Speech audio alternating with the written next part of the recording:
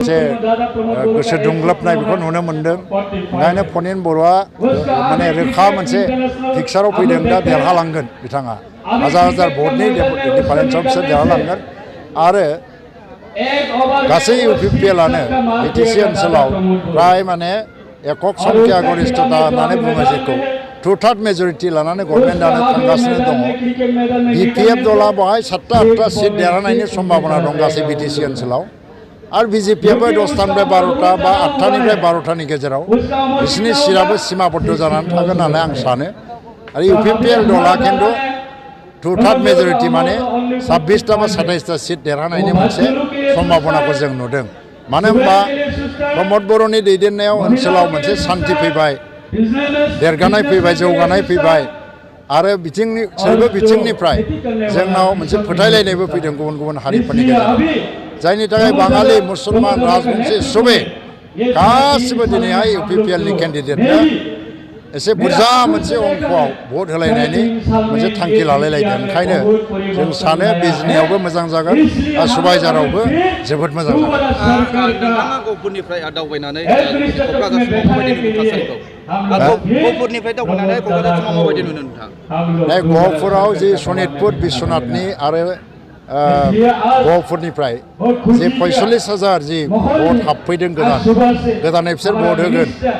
दा बिसोर गासिबो फ्राय 99% इउपिपिएलनो होगोन।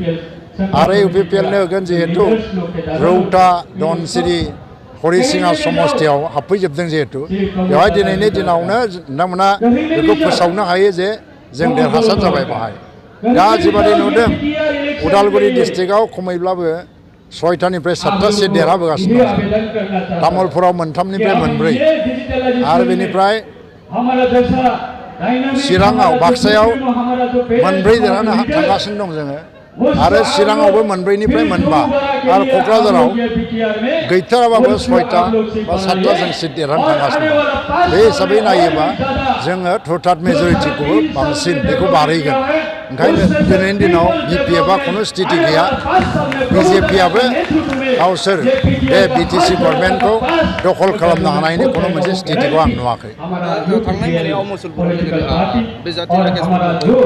बे जोबोद निन्दा होथावथाव। मानो होनबा बिदि आक्रमण खालामलायनाय जानो नाङा।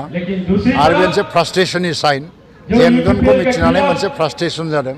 थेवबो इउपिपिएलनि गासै मावथिफोरखौ आङो खावलायगोन जे खुनु धरनै जों गरम जानो नाङा, उत्तेजना जानो नाङा।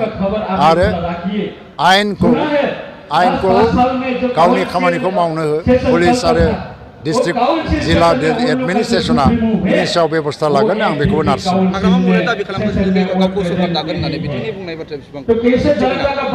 हाग्रामाया मा बुङो मा बुङा बेखौ एन्सार होनो गोसो जाला।